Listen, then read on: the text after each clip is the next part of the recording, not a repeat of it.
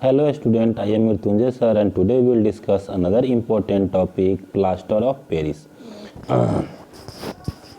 अब देखो बाबू, plaster of Paris कहते किसको हैं? तो प्लास्टर ऑफ पेरिस का जो केमिकल फॉर्मूला होता है वो होता है CaSO4 into half H2O।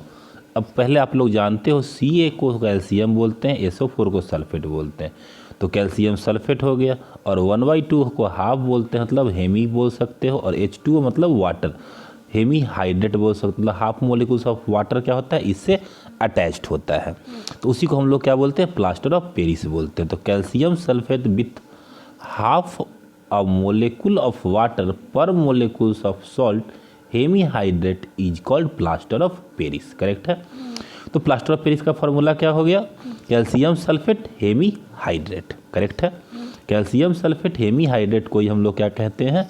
Plaster of Paris कहते हैं। Plaster of Paris common name है, कैल्शियम सल्फेट हेमी हाइड्रेट इसका जो है सो नेम है, केमिकल नेम है, और CaSO4 इंटू हाफ H2 इसका मोलिकुलर फॉर्मूला है।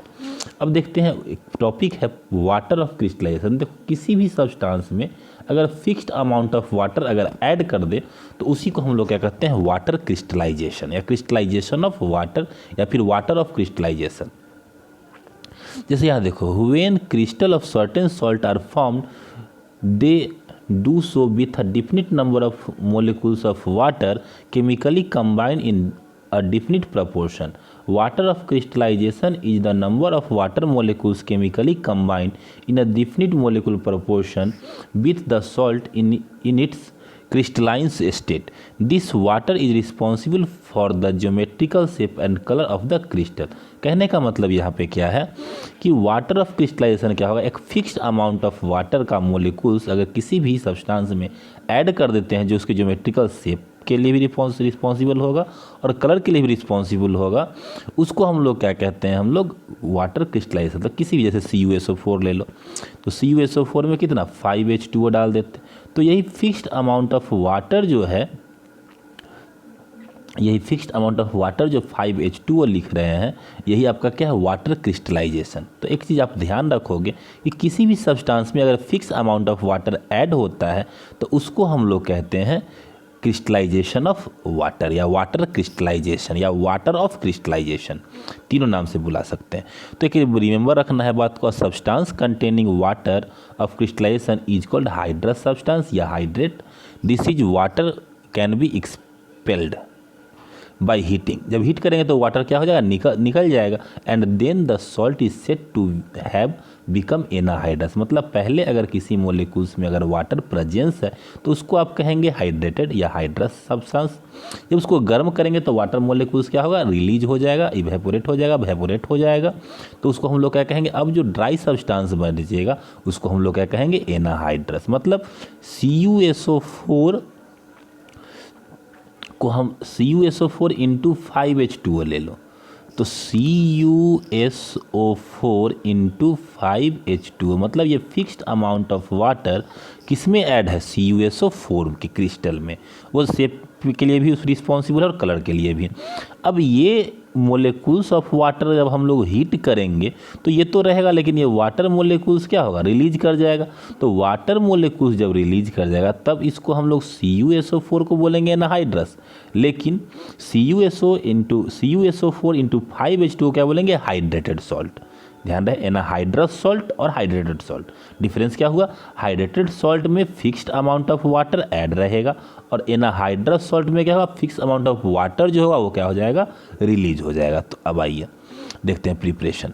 तो प्लास्टर ऑफ पेरिस जो प्रिपेयर किया जाता है वो जिप्सम से 120 डिग्री केल्विन या सेल्सियस टेम्परेचर पर रोटेटरी क्लींस होता है। रोटेटरी एक उसका मतलब कह सकते हो एक क्लीन मतलब होता है भट्टी होता है, उसमें गर्म करते हैं किसको? जिप्सम को। जिप्सम का फॉर्मूला होता है CaSO4 into 2H2O।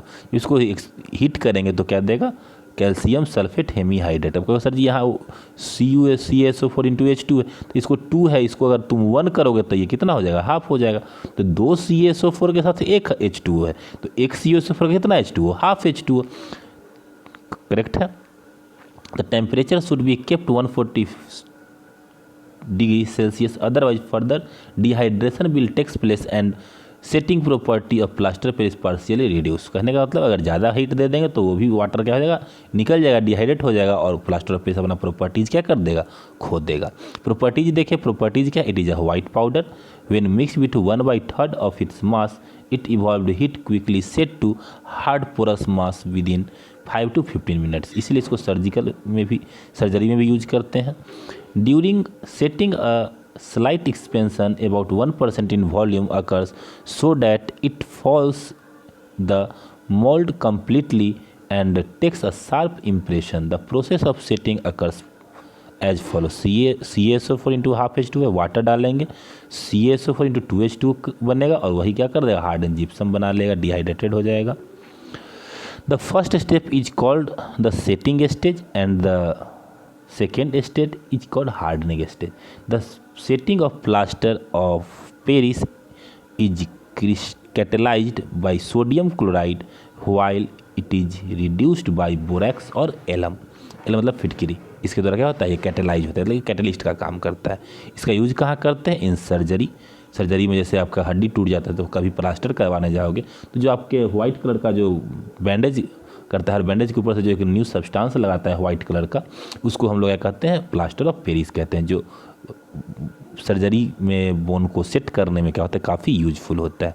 For making cast of statues in dentist के बाद सर्जिकल इंस्ट्रूमेंट्स में एंड टॉयज में देखते हो बहुत सारा टॉयज वगैरह होता है, उसको बनाने में भी हम लोग क्या करते हैं, प्लास्टर ऑफ पेरिस का यूज करते हैं। स्टैचू बनाने में भी यूज करते हैं, ब्लैक बोर्ड चौक बनाने के लिए, स्टैचू बनाने के लिए, और कंस्ट्रक्शन इंडस्ट्री में भी, या फिर कह सकते हो अपने घर में जो ऊपर देखते हो पंखे के ऊपर एक बहुत सारा डिजाइन लगवाते हैं अगर हम लोग, तो वो भी किसका बना होता है, वो भी बना होता है प्लास्टर ऑफ पेरिस का। कहने का मतलब कि घर में जो डिजाइनर जो होता है वाइट कलर का जो देखते हैं, जो हम लोग बॉर्डर में लगाते हैं, रूम के किनारे किनारे लगाते हैं ना, वो भी किसका बना होता है, प्लास्टर ऑफ पेरिस का। या फिर मूर्ति वगैरह बनाते हैं, बहुत सारा क्या कहते हैं टॉयज वगैरह बनाते हैं, वो भी किसका बनाते हैं, plaster of Paris. Know if the crystals of salts are really dry, let's perform a quick experiment. All we would need for this experiment is a burner, a test tube and a test tube holder. We would also need a few crystals of copper sulfate. Before we begin our experiment, could you tell me the color of the crystals? Yes, it's blue. The crystals look dry, don't they? But are they really dry? Let's find out. Now let's add these crystals in this dry test tube and heat it. What do you notice after some time? You notice that the color of the crystals turn grayish white. And did you observe the water droplets on the test tube? Why does this happen? It's because when copper sulfate is heated, it loses its water molecules. And that's why it turns grayish white in color. When it's dry, it's referred to as anhydrous copper sulfate. And what do you think will happen when we add water to it again? After adding water to anhydrous copper sulfate, it becomes blue again. The chemical formula for hydrated copper sulfate is CuSO4.5H2O. Yes, there are 5 water molecules you can see. This water is called the water of crystallization.